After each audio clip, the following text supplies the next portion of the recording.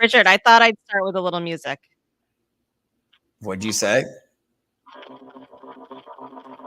Oh boy. Yes, was that Rocky? Well, today's the day. Can I go like this real quick?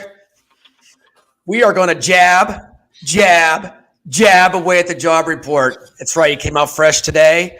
We're probably the first ones live to report this. We're going to keep it straight up because we're on the streets all the time, right, Amy? So this is going to be, besides what we're going to talk about in the beginning, I think, right?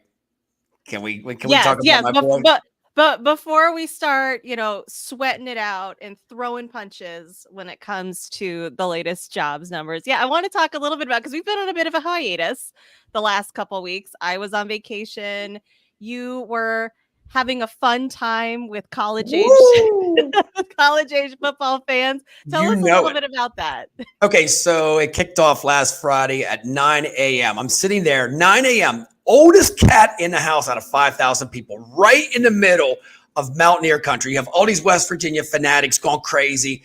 I've had the F you suck, you did this, for past university at Penn State. So I'm in the middle there. He didn't go on until noon. Pat McAfee didn't go until noon. So I'm there for 3 hours, like a little kid. Wow. Yeah, it was insane. The crowd was, roaring. It was all family fun. I got a new nickname. I might have to bury the shark. They call me Papa Pump now because I'm in my mature age. Like, Papa Pump. Dude, look at your arms. They're getting pictures with me flexing. I'm thinking, dude, I'm your enemy. What the hell's going on here? Seriously. But no, we had a blast. If you've seen the pictures on LinkedIn or anything like that, it was so much freaking fun. And Pat McAfee brought the crowd.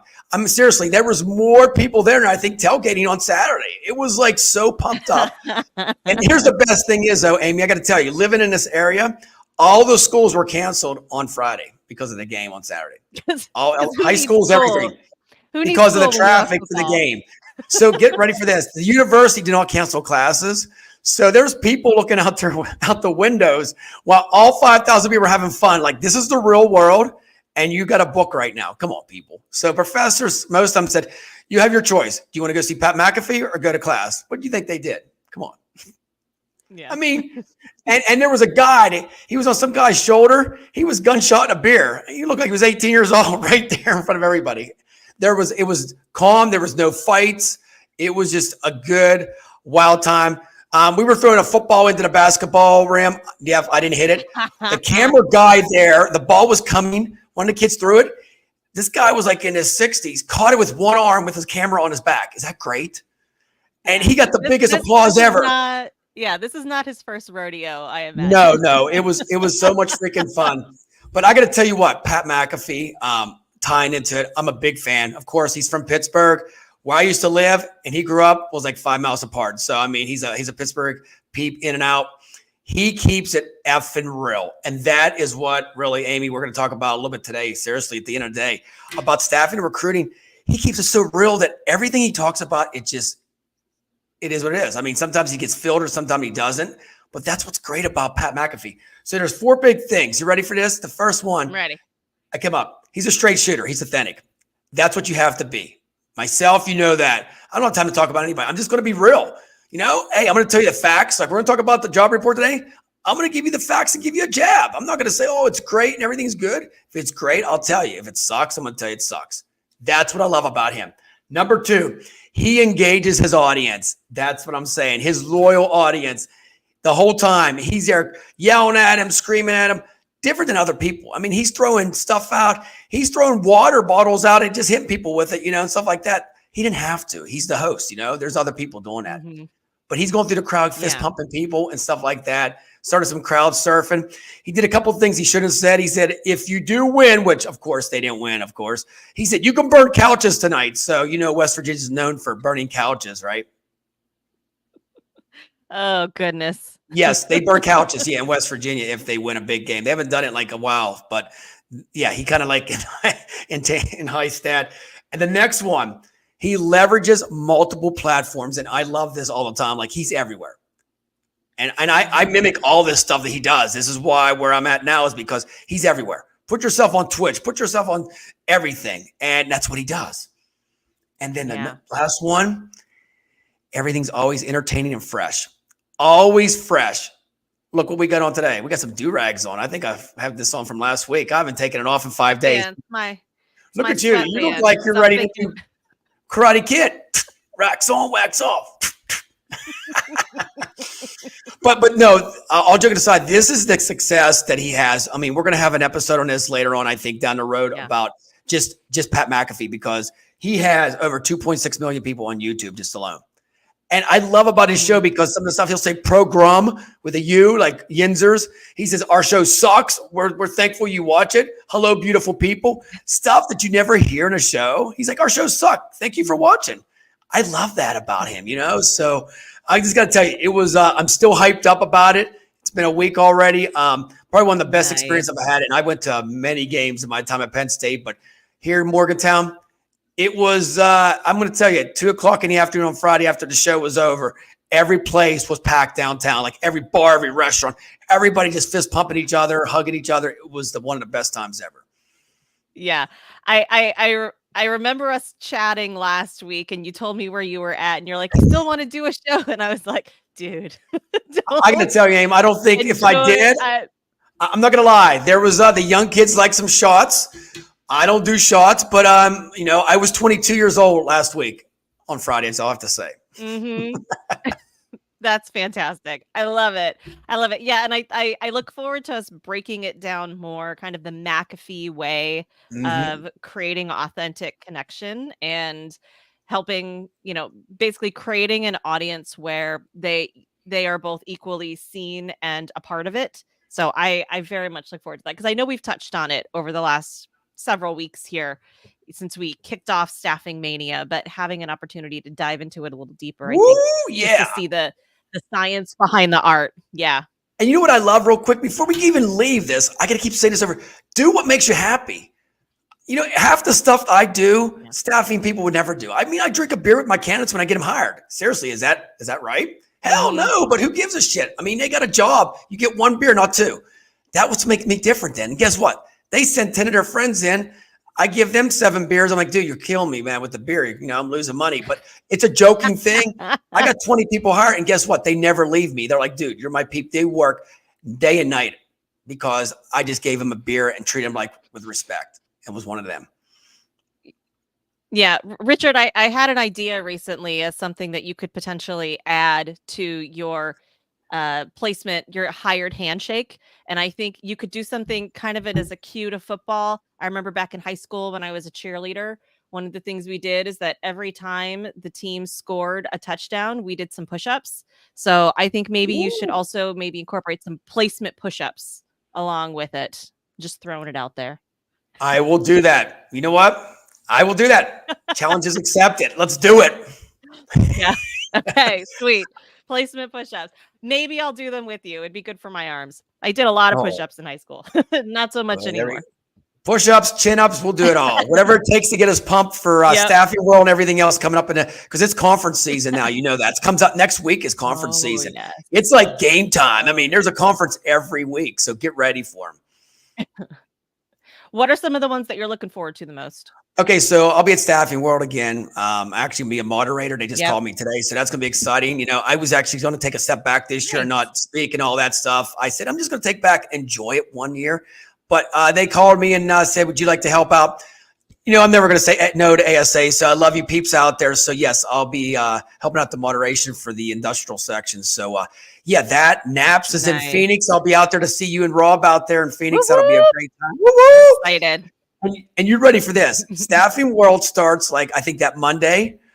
It's over on Thursday. I'm going to be here till Thursday. And then I'm going to be in Phoenix on Saturday till Wednesday. So it's I'm not even coming home. I'm just going straight to San Diego. Do a little surfing with my brother in San Diego and then fly straight to Phoenix. I love it. That's awesome. Well, good. Well, we're excited to see you. I know Rob can't wait to meet you in person. I can't wait. We're going to have so much fun. Once we had a couple of drinks, the wrestling terms will come out. They'll be thinking like me and him's I might even bring a belt with me. You know that. We're like the Arizona champion, tag team champions, baby. Arizona. Oh, this is too much fun. I got to tell you, Amy, on Friday, most people are winding down for the week. We're just, winding up. You know that. It's we never We're stop. Just getting started. We're just getting started, baby. I mean, my camera's a little delayed. I don't know what's going on there, but I don't know here what's and going ready on to rock. today. So, I mean, it's okay. It's you know what? It's because of the jobs report. It is. It is the job report. Oh my God. That's So why my yes, camera so is so choppy. it is the jobs report. I think somebody in the federal government's got you choppy because they don't want you to talk about it. Exactly. I'm on a list. But yeah, so I mean, let's talk a little bit about it and what the latest numbers are. Hopefully I can share it. Let's see if this completely crashes my computer. We'll see what happens. But I think Looking at a that picture there. I just seen you. Oh, well, that's all you need to see, right? Little delay today, but that's okay. But That's here, what let's happens see if when I you can go share it. I live. don't know if you have to. Yeah, that's You can right. share it. I don't know if you have to share it or not, but I do have it pulled up here. There it is. There we go. Yeah. So here's our latest numbers: 142,000 jobs added in August.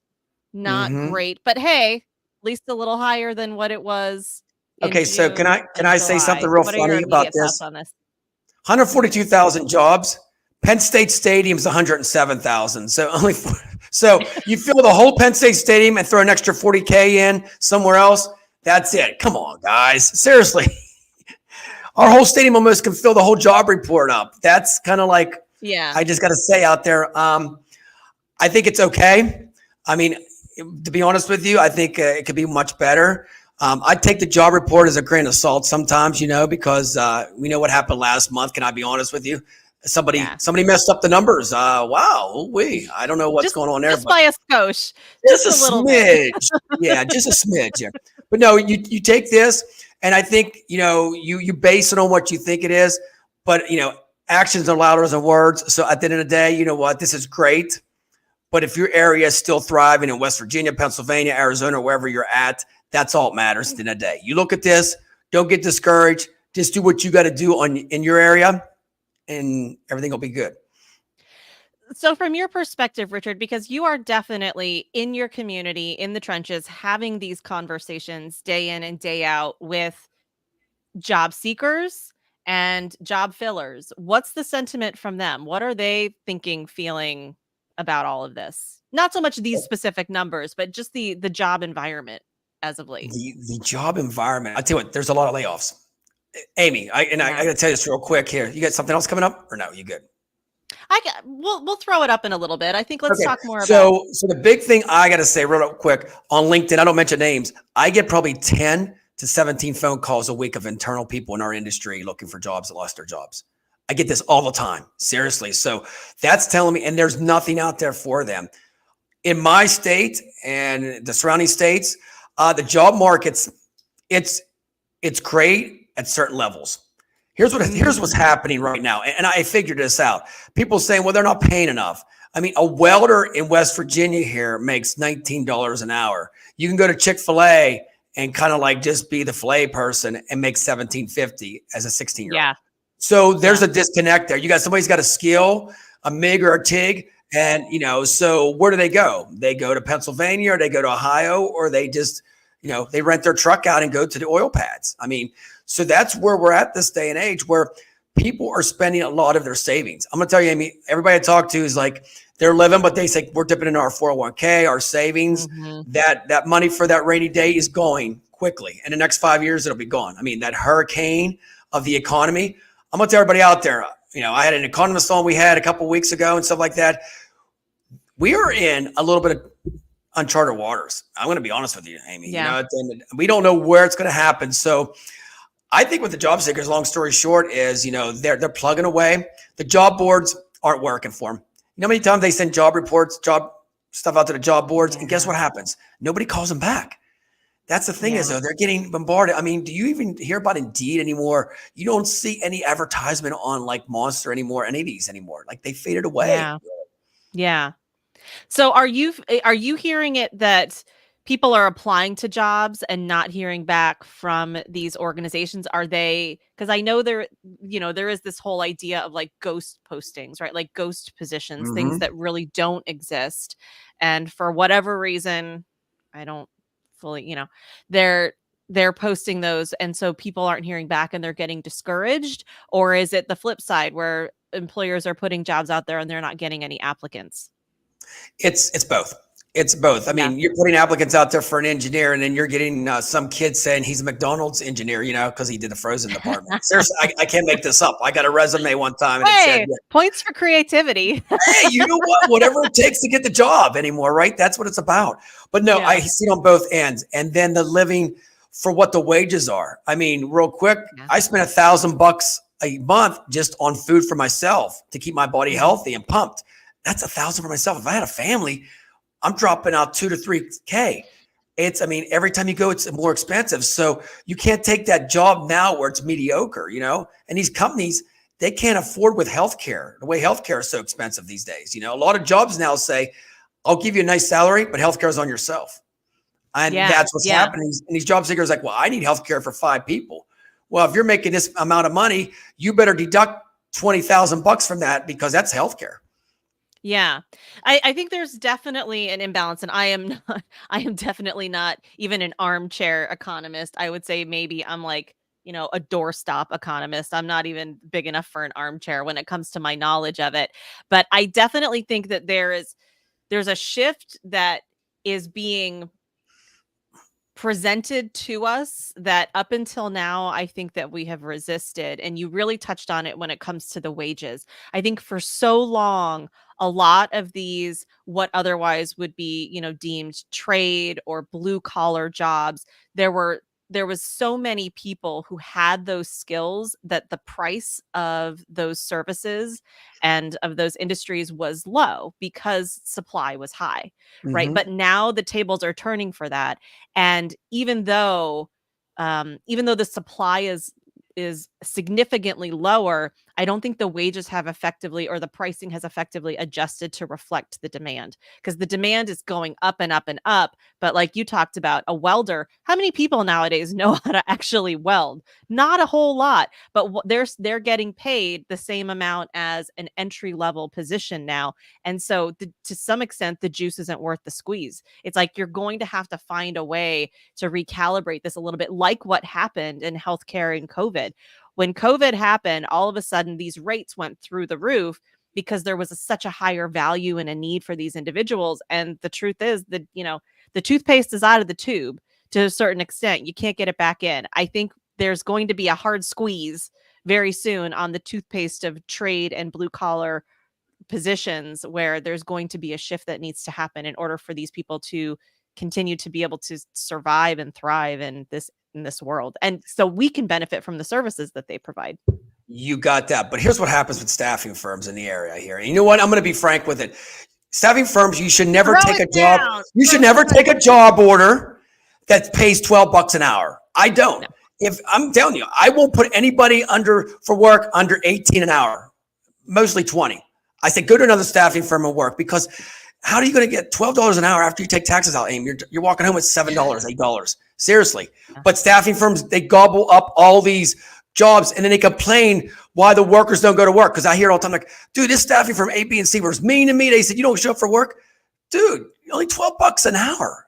He or she is not going to show up every day for that.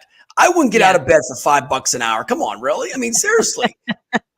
No, and we have to understand that. Nobody in our industry, I'm going to call you all out. Stop it. Stop accepting these jobs just so you can fill the stuff so you can cover your revenue. Stop it, because it's killing our industry. It is. I see every staffing firm, you know what I call them? Bottom feeders. It's like, dude, it's a race you ain't swimming with the shark, bro. You ain't swimming because the shark, you know what? I have companies call me all the time like, Shark, can you find me 20, 40 people?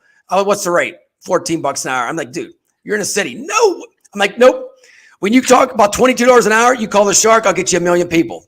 But you're like, I don't have time. I don't have time to waste. I don't. And that's where we are in our industry. And here's what happens is nobody says this stuff, but Amy, I'm on the street every day. I'm in the trenches with all these peeps. When I go out tonight, I'm with welders. I mingle with everybody. So the light industrial section, I see that 24/7. And all I'm doing is representing them. And I want them to get the most money for their bang for their buck, is what I'm saying. Yeah. And it's not about me. I don't care what I make. At the end of the day, I want everybody to have a healthy living. That's the whole thing. But when you just take an order to say you got an order so the sales rep's happy and the recruiter's happy, and then you complain why I can't fill these openings because it's $9 an hour. Well, maybe you should have scratched your head and told the company that, bro, just tell them, kiss off. That's all you have to do. They'll come back. And guess what? When you say that, it's happened to me in the past, they'll up their rate if they want to work with you. Yeah. Yeah. All right, I'm done with that rant. That was a little rant on staffing. I mean, we just got to keep it real on the streets, peeps. Yeah. Well, I feel like there is this disconnect. I'm sure we could go on this rant. You know, we aptly titled this "Taking the Jabs at the Jobs Report" because I think there's some big feelings, as my best friend Sierra would say. There's big feelings here about it because it sounds like both sides' stories are true and yet both are not. And what I mean by that is, on the one hand, there's people that are saying there are no jobs out there. I know lots of people who have applied for jobs upon jobs upon jobs, and they are not getting any bites or responses on them. And then on the other side, there's, we can't find anyone to fill these jobs. And I'm like, okay, both of these things can't be true at the same time. So where is the disconnect here? And one thing that I find very interesting is that we are, as I like to refer to, we are a 5-star adequate economy. And what I mean by that is we will give 5-star ratings to just people who do the bare minimum adequate. Think about things like, you know, Uber drivers and whatnot. We will give 5 stars for what is expected. And yet when it comes to hiring, we are actually expecting perfection plus.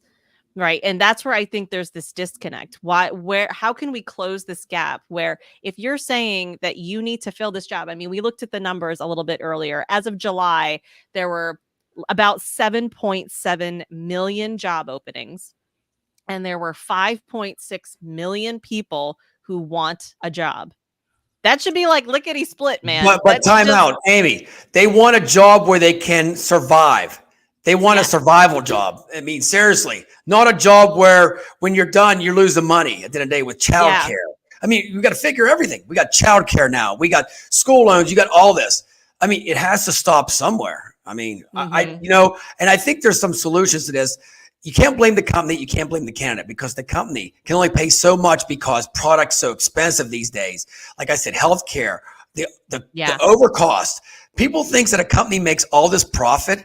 Yes, there is that elite 10 we won't talk about. They bring a shitload of money in. Retail, some are other ones, but we can do that some other day. At the end of the day, the mediocre company cannot survive paying people big salaries when they're getting hit with taxes and everything else on their end. Yeah. Yeah. We're definitely at an inflection point. And I think I just hope that the conversation includes some adults in the room and a little bit more logic and rational, sound economic thinking, as opposed to some of the emotions that come along with it, because this is a serious problem. This is a serious problem that needs to be solved, and we can solve it if we just put our heads together and maybe we're willing to think a little bit differently and maybe, restructure what work means, how it's defined, and how we can collectively, because we should all be conspirators in the success of the United States and the economy, employer, employee, and otherwise. And we should all be collectively committed to both prosperity and purpose in what it is that we're doing. You got it. And that's why I'm called America's Job Agent. This is why I have a passion, and this is why I'm calling people out right now. It's seriously 4.2% unemployment. So I broke this down to my friends, and they're like, wow, only 4% in the whole country? No, I said that's 4% of working. How many people are like getting assistance that work and stuff like that? Seriously. I mean, some of these places are the assistance program is, some do need it, but there's programs that's like 60% of the county is on an assistance program. They just don't want to work, and you give them free money. I mean, there's a breaking point where that kind of programs like that hurts the person trying to work, because we all have so much money in the country and somebody's going to get hit hard with it. Mm-hmm. And is it going to be the worker, the company, or who? Right. Yeah. Or the person who needs that, the person that needs that service that worker or that company could provide that now they don't have access to. I think that there's a third party there that we also don't think about, which is the end recipient of whatever it is that this person or this organization is trying to serve. It is. And then you want all the kids out there. Let's talk about manufacturing real quick. Can we do, Amy? I mean, it's one of my, we took a big hit of manufacturing, took a big hit. And it's like, I see plants down here in West Virginia. We lost the lumber mill. So, I mean, we're big in that. We lost the lumber mill, 52 years in business, gone. One of the plants where my dad used to work, thank God he's retired about 20 years ago, it's shutting down. 400 people here, 300 here. You see this all over America, these manufacturing plants that are in these towns where this is like the whole town revolves around this company, you know? They're shutting down. People's like, 300, 400. Well, when you got a community of 5,000, that kills half of your population right there. And half these people aren't retiring. They're just getting laid off. Where do they go? I mean, where do you go next? Dollar General? I mean, what's the next stop? Yeah. And I mean, we could go on for a really long time about this, about what the responsibility and obligation is of any company and any employer. And I think there's a clear line. I'm not going to say they're there to be the everything to their employees, but there is a bit of an obligation there as an industry and as a business to, yes, times change. Yes, you know, the way work is done and the way widgets are made changes over time. We are continually evolving as a species and as a people and as technology, but there's ways that we can strike that balance and ensure that we're not just completely shutting down and abandoning whole industries or whole towns, right, in service to the almighty dollar.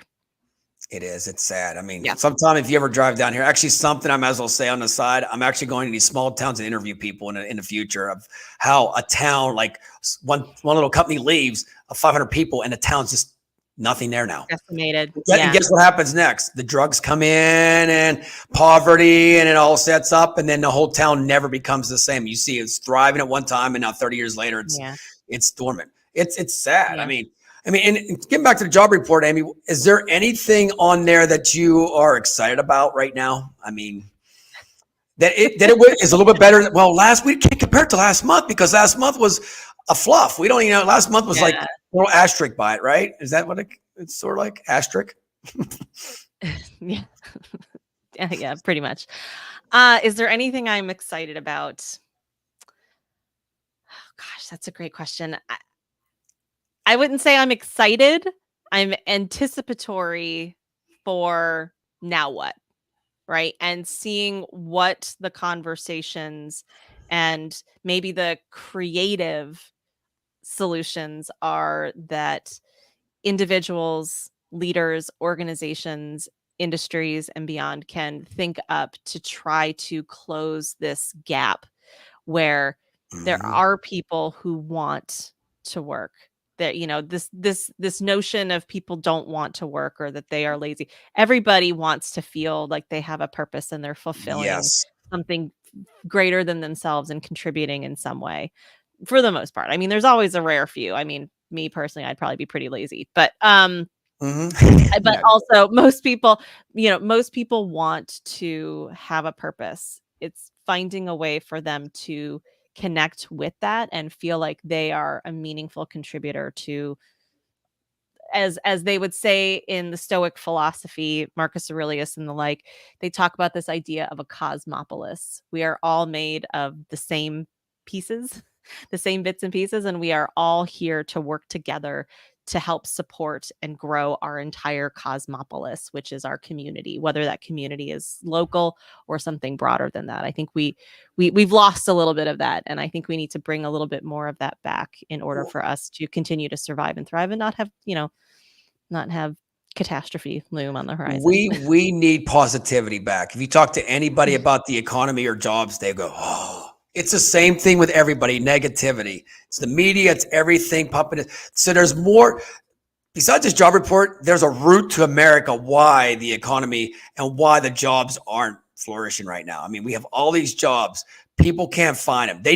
I'm going to tell you right now, staffing and recruiting is booming. If you are good, you can rock it out. Trust me.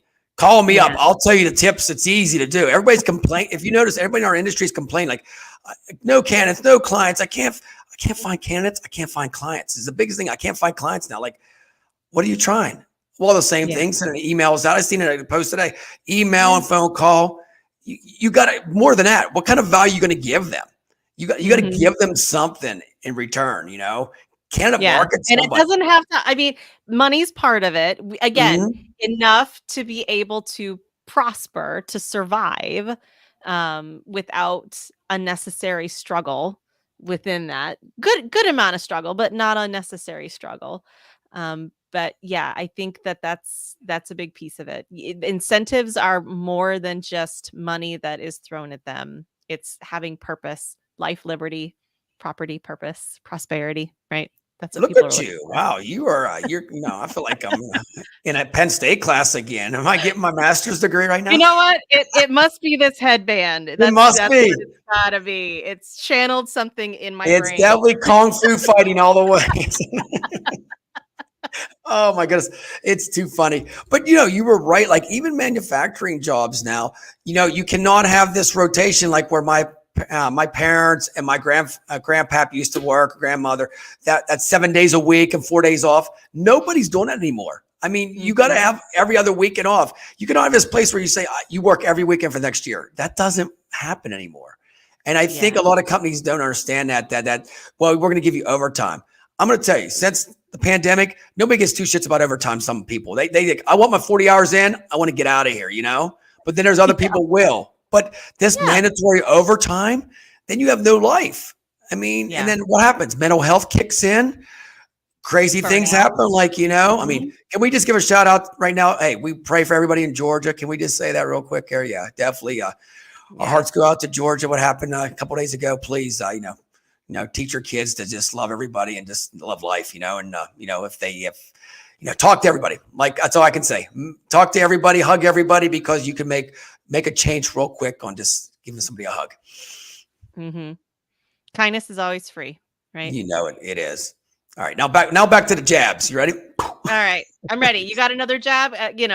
Oh my goodness. How many jabs can I jab at this job report? Let me ask you, Richard. So I'll ask you the question you asked me. What are you excited about with this information, with the data that you see here? I take the job report pretty much as a grain of salt, like I said before. So am I excited? I like that the numbers are a little bit better than 2 months ago. We won't talk about last month. Do I think we need to improve in a lot of stuff? Yes. Now, when will that happen? I don't know. I mean, I think there's a lot of work to do. I think these job reports, what they do for us in staffing and recruiting, it gives us a baseline of how we have to pick up and kick it in high gear. I think it's an outline. That's all it is. It's just an outline. So, and I think this is a great opportunity as staffing firms to be the advisor, to be the trusted advisor and partner to your clients that you're serving and to the candidates that you're helping put out to work. This is the opportunity to lean in and to speak up, because this is a unique time for you to challenge the status quo and to be some of the leaders at the forefront of the dialogue of what needs to be done, as opposed to just the reactors and receivers of what is. Be an advocate and an advisor and a partner to your clients. Challenge them to think differently and help them come up with creative ways to solve these problems that both they are experiencing and that your candidates are experiencing as well. No, I love what you said. Be better. Exactly. I want to elaborate one thing. I say every recruiter now, you're like a social worker. You see how many people's out of work are looking for work right now. So when you call them, remember, they are probably stressed out. They're maxed out with their mind. They tried every job report. They tried every job board, everything. So now they call you as a staffing firm or a recruiter and say, hey, can you help me out?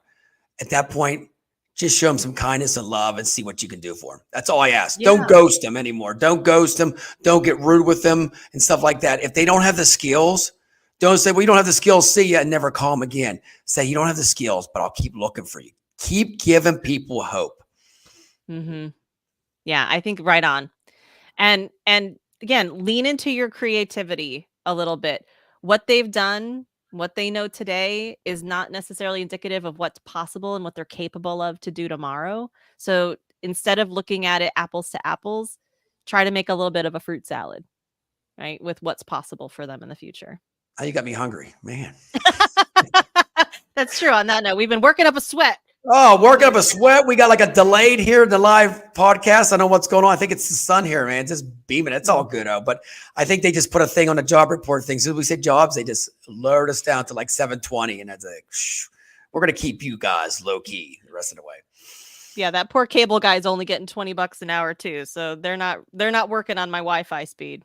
No, they're not. Do you have anything else you want to share, Amy? Do you have something else you want to share real quick or no? On the screen? No. Okay. If there's something that you'd like me to pull up, I think we pretty much touched on it as far as the key numbers here. I'm not seeing anything else really jumping out that we haven't talked about. No, yeah. I mean, yeah. I think the biggest thing is we can wrap up with this is just like, there's hope. I mean, this weekend, don't get down on a job report. We did enough jabs. All right, guys, for everybody in the staffing industry. So you don't have to jab it anymore. We got to keep going. But I mean, I think the reality is these reports, it's a report. It's not the final report card. That's the thing. So at the end of the day, guess who gets the final report card and gets the pass or fail? Yourself. That's all matters, right? Yeah. This is not a report that has my name. It doesn't say Staffing Shark on this report, does it? So I'm just taking it for what it's worth, and I'm just going to keep growing that way and keep swimming forward. Yeah. And just keep asking, so now what? What can be done? Now what? As opposed to what is. Instead of ruminating on what is or looking back in your rear view, look forward. Where do you want to go? Like Tom Brady says, focus on the next play. What are you going to do next? Hey, I got to ask you real quick. What's no non-farm jobs? Don't you love when they put that? So does farm, I got to ask you seriously, does farm jobs have their own category then, right?